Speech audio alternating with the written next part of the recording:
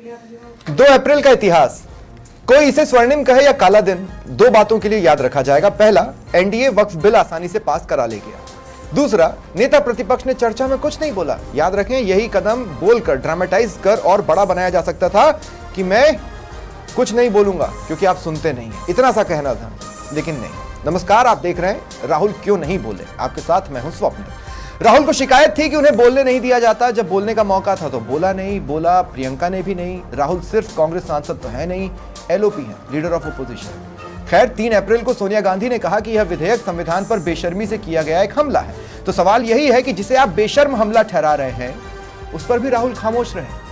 दूसरों को किया आगे या मैदान छोड़ भागे, स्ट्रेटेजी या मनमर्जी, राहुल क्यों नहीं बोले? आज चर्चा इसी पर। मेरे साथ जो गेस्ट जुड़ रहे हैं आपको इंट्रोड्यूस करवा देता हूं। बीजेपी प्रवक्ता निमिषा गौड़ मेरे साथ हैं, कांग्रेस प्रवक्ता पौरुष भारद्वाज मेरे साथ हैं और एकलव्य सिंह राजनीतिक विश्लेषक। आप सभी का स्वागत है समाचार प्लस पर। पौरुष भाई, आपसे मैं शुरुआत कर रहा हूं।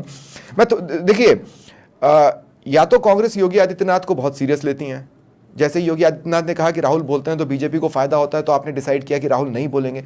नहीं तो फिर एलओपी के नहीं बोलने का क्या कारण हो सकता है कि इतनी महत्वपूर्ण डिबेट पर, जिस पर आप संविधान पर हमला बता रहे हो, उस पर एलओपी बोले ही नहीं?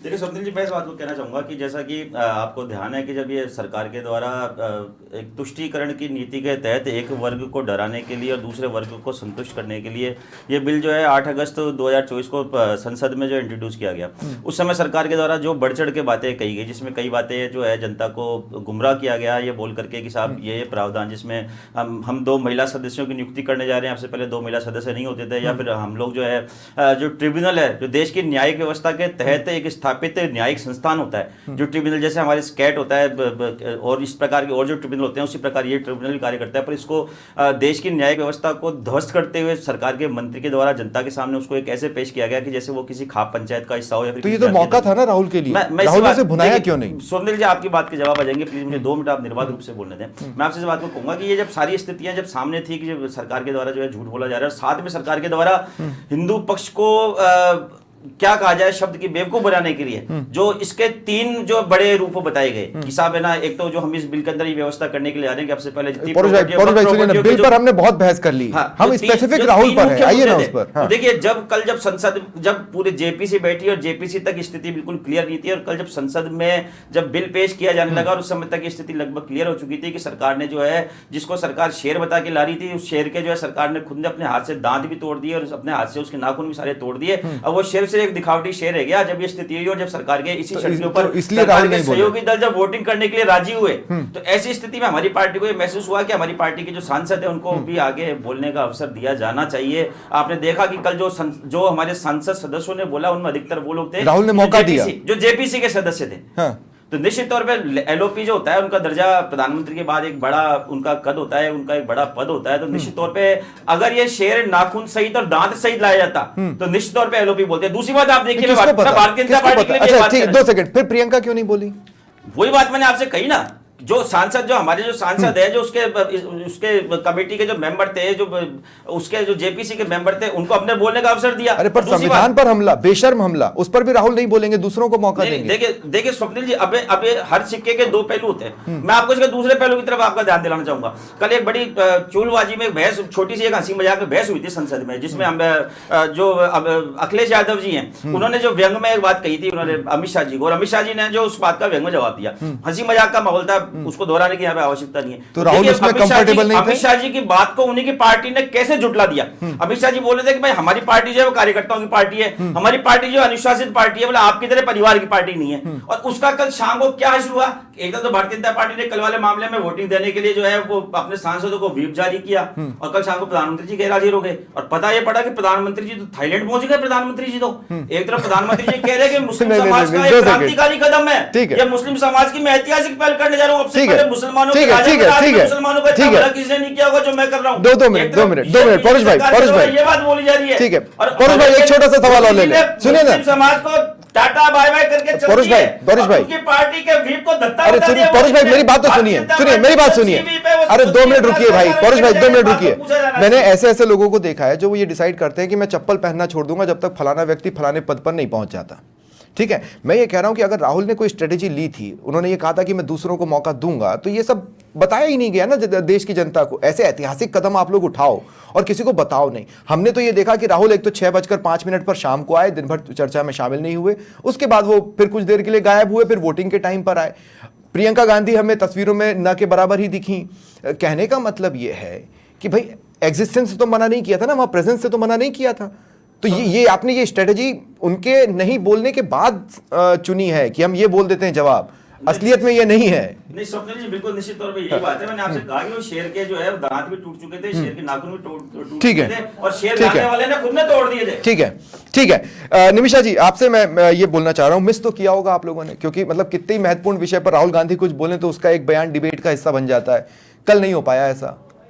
देखिए, भारत के संविधान की गरिमा में जो स्थान है वो है संसद है हमारी, और हमारी संसद में एक ऐसे वक्फ बिल का संशोधित बिल पे चर्चा होनी थी, जो चर्चा पूर्व में कह दिया गया था कि इस पे 8 घंटे चर्चा होगी, लेकिन 12 घंटे हुई चर्चा।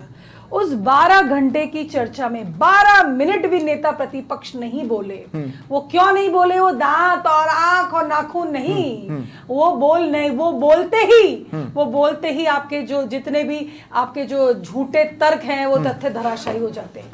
और ये आप देखिए स्वप्निल जी, पर अगर राहुल बोलते तो आप सुनते। 4 दिन पहले कह रहे हैं राहुल गांधी जी कि मुझे बोलने नहीं दिया जा रहा। झूठे तथ्य को आप संसद में लेकर आते हैं कि चीन चाइना की बात करते हैं बार बार, लेकिन जब वक्फ संशोधित बिल आया जो कि पूरी तरह से हमारे गरीब मुसलमान भाई बहनों के लिए है, जिस पर पूरी तरह से जो अधिग्रहण है उसको संशोधित करके लाए। तो आप कहना क्या चाहते हैं? आप ये कह रहे हैं कि राहुल के पास बोलने को कुछ नहीं था? जी, ना तो बोलने के लिए तथ्य थे उनके पास, ना बाकियों ने तो बोले हैं। देखिए, तरुण गोगोई ने बोले, बाकी लोग जो बोले वो बोले, लेकिन नेता प्रतिपक्ष तो नहीं बोले। अर्थात ये जो बिल है, ये बिल 14 संशोधन के बाद आया है और ये पूरी तरह से स्वीकार्य है, लेकिन 14 संशोधन और कुछ प्रस्ताव, जी प्रस्ताव, तो माहौल बनाना है इनको तो, लेकिन माहौल बनाना है फिर कहेंगे हमें बोलने नहीं दिया जाता, लोकतंत्र का अधिकार है। अगर राहुल बोलते तो क्या उनकी बात को गंभीरता से लिया जाता? बीजेपी उन्हें लेती कि नहीं लेती गंभीरता से? कांग्रेस ही नहीं लेती है उसको।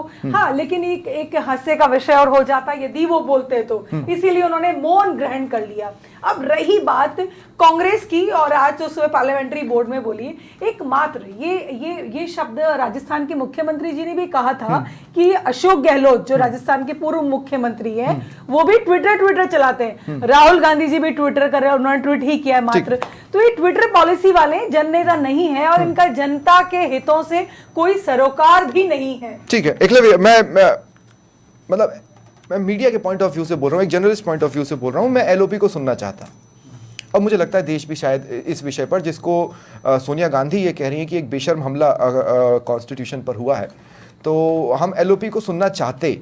अब ये कहना कि जो जेपीसी में थे, तो भाई जेपीसी में जो उनका माइंड फ्रेम था वो तो हम एनेक्शर के जरिए वैसे भी जान सकते हैं, या जो भी जेपीसी की फाइंडिंग्स हैं या जो मिनट्स हैं, मिनट बाय मिनट सारी चीज़ें हैं, हम उसको पढ़ सकते हैं, हम उसको जान सकते थे। एक फ्रेश व्यू, एक फ्रेश आइडिया मिल सकता था, लेकिन वो हमें नहीं मिल पाया। देखिए स्वप्निल जी, मैं समझता हूँ कि जो इंडी गठबंधन है, एक अच्छी बात ये थी कि जो इनका गठबंधन है वो इसमें एक साथ खड़ा दिखाई दिया। परंतु देखिए कि जो अब राहुल गांधी जी जो नेता विपक्ष हैं वो समस्त विपक्ष के नेता हैं। तो मैं समझता हूँ कि, और इस देश में मतलब पिछले कुछ वर्षों में जो एक नैरेटिव्स खड़े किए गए हैं उसमें से एक बहुत बड़ा नैरेटिव है कि बीजेपी एक एंटी मुस्लिम पार्टी है। तो उस अपॉर्चुनिटी को क्यों खोया गया एज लीडर ऑफ ऑपोजिशन देश को मतलब एड्रेस करने का, ये मेरी समझ से तो बाहर है। और जैसा कि आपने कहा कि सबकी एज अ जर्नलिस्ट, एज देश की जनता, सबकी एक्सपेक्टेशन रही होगी कि भाई उनके विचार सुने जाएं। तो उन्होंने वहां तो बात नहीं करी स्वप्निल जी, लेकिन परंतु उन्होंने वहां बैठे हुए एक ट्वीट किया, और उस ट्वीट में जो उन्होंने कहा, मैं एक बार मतलब आपको एक्चुअली शायद इसी कारण से वो वहां पे नहीं बोले हों, क्योंकि उन्होंने जो कुतर्क दिया है अपने ट्वीट में, और मैं आपको सिर्फ फैक्ट्स की बात कर रहा हूँ, सिर्फ फैक्ट्स। एक उन्होंने बात करी है कि प्रॉपर्टी राइट्स के उल्लंघन की बात करी है उस ट्वीट में। तो मैं जानना चाहता हूँ कि ये जो बिल लाया गया है संशोधन विधेयक, इसमें एक डिजिटाइजेशन की बात हुई है, एक डॉक्यूमेंटेशन की बात हुई है, और रिप्रेजेंटेशन ऑफ विमेन की बात हुई है। तो इससे प्रॉपर्टी राइट्स स्ट्रेंथन होते हैं या उनका उल्लंघन होता है? दूसरी बात जो उन्होंने कही, आर्टिकल 25 के कॉन्स्टिट्यूशन के उल्लंघन की उन्होंने बात करी। मैं आपसे पूछना चाहता हूं, आपके दर्शकों से भी उनके सामने बात रखना चाहता हूं कि क्या पूरे संविधान में कहीं भी वक्फ को मेंशन भी किया गया है, वर्ड वक्फ को? और जहां पे वक्फ का मेंशन है भी वक्फ एक्ट में, वो जो है उसका रिलीजियस नेचर है ही नहीं। वक्फ को एज अ प्रॉपर्टी सब्जेक्ट, जो वक्फ बोर्ड है उसको as a property subject define किया गया है। तो एडमिनिस्ट्रेटिव बॉडी, तीनों जो उन्होंने तर्क दिए हैं वो कहीं भी स्टैंड नहीं करते। नहीं, लेकिन क्या राहुल गांधी के इन पॉइंट्स को कल लोकसभा में किसी भी INDIA गुट के किसी भी चेहरे ने एनकलकेट किया? नहीं, मैं समझता हूँ, देखिए स्वप्निल जी, जो नेता विपक्ष हैं उनका तो दायित्व ये होता है कि वो समस्त विपक्ष के पॉइंट्स को साथ में लेके एक तरह से कोलैबोरेट करके पूरे देश के सामने रखें। उनके पॉइंट्स को दूसरे थोड़ी इनकलकेट करेंगे। दूसरी बात में देखिए, इनका जो पूरा परिवार है उसको समझने की जरूरत है। जैसा कि आपने बताया भी कि सोनिया गांधी जी ने आज कहा कि ये जबरन थोपा गया है देश के ऊपर और एक वर्ग के ऊपर। देखिए स्वप्निल जी, मैं पूछना चाहता हूं कि जब उनकी सासू मां ने इस देश के ऊपर, इस देश का सबसे बड़ा लोकतंत्र का काला अध्याय लिखा था, उसके बारे में उन्होंने आज तक कमेंट किया नहीं। जब शाह बानो वर्डिक्ट आया था ट्रिपल तलाक के फेवर में, तो माननीय सर्वोच्च न्यायालय का फैसला पलटने के लिए उन्होंने अपनी 400 सीट की ताकत दिखा दी थी, तब नहीं हुआ था कुछ। और आज ये कह रहे हैं, और मैं कह रहा हूं कि अगर उन्होंने स्टेटमेंट दिया है तो आज वो क्यों नहीं प्रेजेंट हैं सदन में? यहां पे सदन आके वो भी तो बता सकती है ना, माननीय जो मतलब पूर्व राष्ट्रीय अध्यक्ष हैं कांग्रेस की, उनको आके बताना चाहिए। प्रियंका गांधी जी पैलेस्टाइन का बैग लेके वो घूमती हैं, संसद में आती हैं। आज जब उस वर्ग के लिए अपनी आवाज देने का उनके पास मौका था तो उन्होंने नहीं कहा। जिनके कारण, जिस वोट बैंक के कारण वायनाड की वो सांसद चुनी गई, आज जब उनको रिप्रेजेंट करने का मौका था तो उन्होंने वहां पे कुछ नहीं कहा। ठीक है, 2 सेकंड में निमिषा जी, कांग्रेस ने ये पॉइंट इंटरेस्टिंगली बोली कि राहुल चुप रहे तो रहे, लेकिन प्रधानमंत्री मोदी ने भी तो वोट नहीं डाला। देखिए सर, सबसे महत्वपूर्ण बात यह है कि जिस तरह से पूरे प्रोसेसिंग से गुजरा और पूरी लोकसभा के अंदर चर्चा हुई और उसके पश्चात जो डिस्कस हुआ और डिस्कस होने के बाद वोटिंग हुई है। देखिए प्रायोरिटी में देश है और प्रायोरिटी में देश के जब गणमान्य माननीय संसद के अंदर सभी सदस्य बैठे थे तो डिस्कस हो रहा था, मेजोरिटी से जा रहा था। फॉरेन अपॉइंटमेंट्स है, मीटिंग है उनकी वहाँ पर, जो मैंने देखा भी, तो वो थाईलैंड मीटिंग के अंदर गए। पर हिस्टोरिकल मूवमेंट में खुद मोदी का वोट नहीं है। हिस्टोरिकल मूवमेंट में पूरा संसद है, हालांकि उसकी जरूरत भी नहीं थी। हम देखिए, हम कहते हैं स्वप्निल जी, भाजपा का तो है सबका साथ सबका विकास, तो सबका साथ रहा है कल और सबका विकास भी होगा। वक्फ बोर्ड एकमात्र एक ऐसा करप्शन प्लेस बनाया था जिन तथा कथित लोगों ने, करप्शन के दरवाजे अब भी खुले। अब इस जो मौजूदा प्रावधान है बिल के, नहीं अभी भी जो मौजूदा स्वरूप है बिल का, कि प्रॉपर्टी किसके पास मैं आपको 2 मिनट बताता हूं, कहां से आई है, कितनी, 2 मिनट निमिषा जी, 2 मिनट 2 सेकंड। आप इस बात को समझिए कि जब ये बोला जा रहा है कि अब बिल अपने मौजूदा स्वरूप से थोड़ा इतर नजर आ रहा है, तो वो फैक्ट है। ट्रांसपेरेंसी आई है, इसमें कोई दो राय नहीं है, लेकिन वैसी नहीं जिससे भ्रष्टाचार पूरी तरह रुकेगा। उसके एस्केप गेट्स अभी भी नजर आते हैं इस बिल में। देखिए सबसे महत्वपूर्ण बात यह कि डिजिटलाइजेशन होगा, ऑनलाइन आप प्रॉपर्टीज की डिटेल्स देख सकें, किसने दी, किसको दी, उसकी देखरेख में कितना खर्च हो रहा है, संपत्ति का पूरा ब्यौरा और किसने दी, कब दी, और इसके साथ में अचानक से आप आए धर्म परिवर्तित करके प्रॉपर्टी हैंडओवर कर दी, ये नहीं होगा। तो ये जो religion based corruption, religion based corruption का जो बेस था समाप्त हो गया। और सबसे बड़ी बात है, मैं तो पूछूं, एक शॉर्ट इंटरजेक्शन ले रहा हूं, जो एक नीति रही है ना हमेशा मुस्लिम बहनों को वोटिंग बैंक मान के यूज करने की, गरीब मुसलमानों को स्थान तक नहीं दिया। तो अब जो ये ठीक है निमिषा जी 2 सेकंड, अब मैं आपको रोक रहा हूं। एक शॉर्ट कमेंट मौजूदा बिल के स्वरूप पर, उसके बाद में पौरुष जी से राहुल गांधी पर वापस इस विषय पर लाऊंगा इस डिबेट को। हाँ, 2 छोटे-छोटे एकदम पॉइंट्स हैं। फर्स्ट पॉइंट तो ये है कि प्रधानमंत्री जी जो बाहर गए हुए हैं, आई थिंक ये उनको बहुत क्लैरिटी थी इस बात में कि बिल आसानी से यहाँ पे पास कर दिया जाएगा उनके एब्सेंस में भी, इसलिए वो अपना प्रधानमंत्री का दायित्व निभाने बाहर गए हैं। परंतु ये जो बिल के कमजोर होने की बात हुई, देखिए इसमें कोई दो राय नहीं है। जिस प्रारूप में ओरिजिनली इस बिल को लाने की बात थी वो नहीं लाया गया है, परंतु इसमें जो बहुत इंपॉर्टेंट पॉइंट्स थे, जैसे कि इसका जो सबसे ड्रैकोनियन सेक्शन जो था, सेक्शन 40, कि कोई किसी को भी वक्फ कर देगा, किसी की भी लैंड कर देगा, उसको हटाया गया है। वो एक बहुत बड़ा स्टेपिंग स्टोन है, परंतु एक सेकंड, लेकिन परंतु कमियां भी है, कमियां है। अब कम से कम हाई कोर्ट आपने सरकारी संपत्ति सेव कर ली।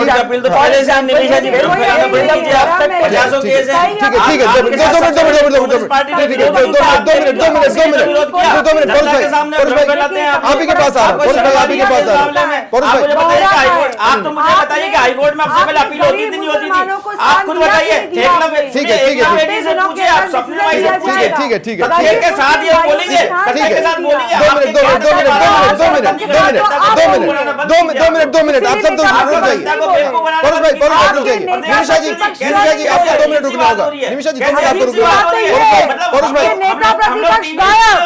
लोगों को बेवकूफ बनाने की अवसर पहले कभी नहीं होता था। लोग देश को आजादी बनेंगे। 2014 में मिली। देश में हाईकोर्ट का अपील है, वो कल का बिल पास, सुनिए मेरी बात सुनिए। परोश भाई 2 मिनट।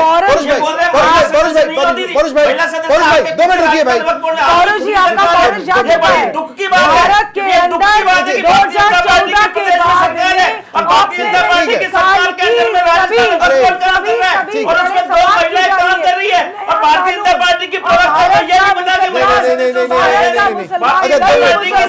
मुझे स्क्रीन पर ले और सिर्फ मुझे स्क्रीन पर ले। ठीक है 2 मिनट सिर्फ मुझे स्क्रीन पर ले लें। कि राजस्थान सरकार के केस कौन-कौन सी कोर्ट में। ठीक है आप 2 मिनट आप अभी आप दोनों स्क्रीन पर नहीं है। अभी आप दोनों स्क्रीन पर नहीं है। 2 मिनट मेरी बात सुनिए। मैं बहुत शांति से एक बात रखना चाह रहा हूं। मैं ये कहना चाह रहा हूं कि तमाम तरह की टीवी डिबेट्स चल रही थी, तमाम तरह के पॉइंट्स थे, कांग्रेस पर बहुत कुछ बोला गया था। अगर बिल पर अपनी राय नहीं भी रखनी थी तो कांग्रेस का अब तक जो स्टैंड रहा है उसको रखने के लिए सबसे बेटर फेस परोश भारद्वाज राहुल गांधी होते हैं। देखिए आपने उनको सबसे बेटर फेस, उन्होंने वो खुद पीछे हट गए कि मैं नहीं बोलूंगा, मैं दूसरों को मौका दे दूंगा। ये कहां होता है सर? स्वप्निल भाई देखिए, एक गाना चला था कि वो करे तो लीला और हम करे तो कैरेक्टर ढीला। मुझे लगता है कि हमें दोहरे मापदंड में बात नहीं करनी चाहिए थी। कल की जो शादी हुई, इस बारात का दूल्हा नरेंद्र मोदी थे। दूल्हे शादी के अंदर मामा के रूसने से या और किसी रिश्तेदार के रूसने से काम चल सकता है, हालांकि सभी की आवश्यकता होती है। विपक्ष का भी तो अपना दूल्हा था। परंतु नरेंद्र मोदी जी की आप स्थिति देखिए, विपक्ष का भी तो अपना दूल्हा था। भाजपा का दौरापन देखिए, विपक्ष का भी तो अपना दूल्हा था। भारतीय जनता पार्टी कार्यकर्ता की पार्टी है, हमारे विपक्ष का भी तो अपना दूल्हा था। भारतीय जनता पार्टी ने व्हिप जारी किया। भारतीय जनता पार्टी के चीफ व्हिप में क्या इतनी हिम्मत है, इतनी ताकत है कि नरेंद्र मोदी को नोटिस जारी करके पूछे कि जब हमने व्हिप जारी कर दिया तो आप लोकसभा से कैसे गए राजी हो गए? भारतीय जनता पार्टी की कथनी और करने में क्या फर्क है? नहीं क्या कर रहे हैं भाई आप लोग? क्या कर रहे हैं? नरेंद्र मोदी के खिलाड़ियों ने उसको धोखा दिया। 2 मिनट क्या बात कर रहे हैं आप लोग? 2 मिनट क्या बात कर रहे हैं? राहुल गांधी जी की और कांग्रेस पार्टी तरीका नहीं। में इतनी महत्ता है कि नरेंद्र मोदी 2 मिनट परोश भाई क्या बात? 2 मिनट रुकिए परोश भाई। राहुल गांधी जी को इतनी अहमियत दी, निश्चित तौर पे भारत की नहीं मैं एक पॉइंट क्लियर कर देता हूँ। गांधी परिवार के और कांग्रेस के कार्यकर्ता की यही माफ कीजिएगा, मैं एक पॉइंट क्लियर कर दूं। मैं सिर्फ एक पॉइंट क्लियर कर दूं। मैं एक पॉइंट क्लियर कर रहा हूं। निमिषा जी 2 सेकंड, मैं को सिर्फ 2 मिनट, मैं सिर्फ एक पॉइंट क्लियर कर रहा हूं। राहुल गांधी बोले या न बोले इंपॉर्टेंट नहीं है। 2 मिनट राहुल गांधी बोले या न बोले इंपॉर्टेंट नहीं है। इंपॉर्टेंट क्या है? 2 मिनट निमिषा जी, एक पॉइंट रख रहा हूँ। ठीक है अरे भाई परोश भाई रुक जाइए प्लीज। परोश भाई रुक जाइए। परोश भाई रुक जाइए प्लीज। निमिषा जी पाकिस्तान 2 मिनट। अरे भाजपा के नेता पाकिस्तान बिरयानी खाने बिना बुलाए पहुंच जाते हैं। भारतीय जनता पार्टी ठीक है एक बार फिर मुझे फुल स्क्रीन ले लें प्लीज। एक बार फिर मुझे फुल स्क्रीन ले लें। अब आप लोग स्क्रीन पर नहीं है, अभी आप लोगों की आवाज भी नहीं जा रही है। मैं सिंपली एक छोटी सी बात मैं यहाँ पर कह रहा हूँ। निमिषा जी मैं आप ही के पास आ रहा हूँ। 2 मिनट निमिषा जी 2 मिनट मैं आप ही के पास आ रहा हूँ। मैं सिर्फ एक पॉइंट कहना चाहता हूँ। राहुल गांधी संसद में बोले या ना बोले फर्क नहीं पड़ता। LOP लीडर ऑफ अपोजिशन, उसे संसद में बोलना चाहिए। पॉइंट सिर्फ इतना सा है। लीडर ऑफ अपोजिशन का रिप्रेजेंटेशन कोई और रिप्लेस नहीं कर सकता, कोई रिप्लेस नहीं कर सकता, क्योंकि वो लीडर ऑफ अपोजिशन है, वो विपक्ष की आवाज है। राहुल गांधी विपक्ष की आवाज थे, जिन्होंने ये डिसाइड किया कि मैं दूसरों को मौका दूंगा, जबकि कांग्रेस ये एस्टेब्लिश करना चाहती थी कि ये संविधान पर सबसे बेशर्म हमला है। अगर ये संविधान पर सबसे बेशर्म हमला है तो लीडर ऑफ ऑपोजिशन को फ्रंट पर नजर आना चाहिए था। सेनापति ये नहीं कह सकता कि कल तुमने बहुत अच्छी प्रैक्टिस की है इसलिए तुम आज आगे रहोगे, सेनापति घर पे बैठेगा। ऐसा नहीं होता, ऐसा नहीं होता है। निमिषा गौड़ जी, निमिषा जी 2 मिनट, दिल्ली की बात ही नहीं है। एक शब्द, एक कमेंट, दिल्ली का शून्य है, दिल में बैठ गया राहुल गांधी। पूछा जा रहा है क्या बात कर रहे हैं भाई आप लोग? दिल में बैठ गया। ठीक है, अब पौरुष भाई हो गया, आपका समय खत्म हो चुका है। निमिषा जी अब मेरा सवाल लीजिए आप। निमिषा जी मैं सिंपली ये कह रहा हूं, राहुल गांधी या विपक्ष का कोई भी सजेशन अगर नहीं लिया जाए या जेपीसी में भी नहीं लिया जाए तो फिर विपक्ष बोल के करे क्या, लीडर ऑफ ऑपोजिशन बोल के कर क्या लेगा? देखिए कल बिल्कुल ओपन चर्चा थी, लाइव थी, सभी को उसमें रुचि थी क्योंकि बहुत बड़ा परिवर्तन होने जा रहा था। एक ऐसा परिवर्तन, थर्ड बड़ी लार्जेस्ट प्रॉपर्टी जो है वक्फ के पास है, बेनामी संपत्तियां, उसका कोई रिकॉर्ड नहीं था, तो उससे रिलेटेड जो संशोधित बिल है हमारे मंत्री जी ने प्रस्तुत किया था, उस पर पूरी डिस्कस होना था और सभी को अवसर दिया, उनको भी अवसर दिया गया, लेकिन उन्होंने उस अवसर को गवा दिया। ना कोई तर्क थे ना तथ्य थे उनके पास में, लेकिन यदि वो बोलते तो निश्चित तौर पर पूरा, देखिए हम जनतंत्र में रहते हैं, लोकतंत्र, लोक का तंत्र है, जनता सुनती उनकी आवाज की क्या बोल रहे हैं, उनको वेटेज मिलता, लेकिन उन्हें वो वेटेज भी गवा दिया। मुझे ऐसा लगता है स्वप्निल जी, दिल्ली का शून्य उनके दिल में भर गया है। देश के इतिहास में पहली बार होगा कि किसी ने शेर आया, अरे जीरो आ गया, शेर अपने शेर के आया। ठीक है, बस शेर ले आया। अब मैं एकलव्य के पास जा रहा हूँ, आप दोनों को शांत होना पड़ेगा। ठीक है, अब 2 मिनट। एकलव्य सिंह बहुत सीधा सा सवाल है, अगर ये राहुल गांधी या कांग्रेस के पार्ट पर स्ट्रेटेजी थी तो ये कैसी स्ट्रेटेजी थी, और दूसरा इस स्ट्रेटेजी का हासिल क्या हो सकता है, और अगर ये स्ट्रेटेजी नहीं थी तो फिर ये क्या था? देखिए स्वप्निल जी, मैं समझता हूँ कि मुझे लगता है कि संभवतः शायद थोड़ा कंफ्यूजन रहा हो। ट्रोल होने का डर? हाँ, ट्रोल होने के डर से, जैसे मुझे लगता है आपने देखा होगा कि 2-3 दिन पहले माता वैष्णो देवी की यात्रा पे भी गए थे, तो मुझे लगता है कि देखिए 2024 के जो लोकसभा चुनाव में जो परिणाम आए, इनको जो एक तरह से मैं कहूँगा कि सफलता मिली, क्योंकि आपने अपनी सीट्स लगभग डबल करी, परंतु उसके बाद जो मतलब जो अभी तक के जो विधानसभा चुनाव हुए उसमें जो एक तरह से हिंदू वोट बैंक का बीजेपी की तरफ बाउंस बैक हुआ, उससे मुझे लगता है कि कांग्रेस में एक थोड़ी सी असहजता तो है कि कहीं हम एंटी मुस्लिम तो एंटी हिंदू तो अपने आप को पोजीशन नहीं कर रहे, तो हो सकता है कि ये भी एक कारण रहा हो कि ये कितनी मजबूती से 2024 में राहुल गांधी ने जिस तरह से खुद को प्रोजेक्ट किया, जिस तरह से खुद को कैरी किया, ऐसे में उनका एलओपी बनना किसी के लिए भी आश्चर्यजनक नहीं था।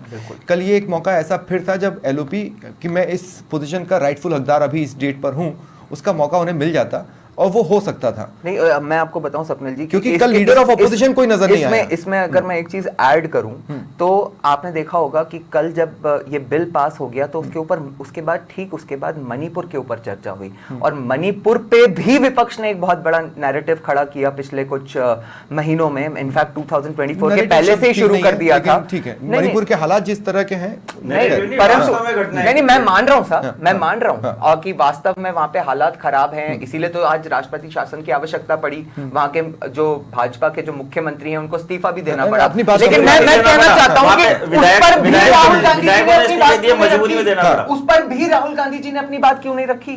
था ना अवसर, उस पर तो रखते कम से कम। ठीक है, मैं नहीं, मेरे पास समय खत्म हो चुका है फिलहाल इस डिबेट में, फिलहाल इतना ही। विषय इंटरेस्टिंग है, आगे और भी चर्चाओं में ये विषय उठता रहेगा और भी कई सारे पॉइंट्स आएंगे। फिलहाल के लिए इतना ही। बहुत बहुत धन्यवाद आप सभी का जुड़ने के लिए। नमस्कार।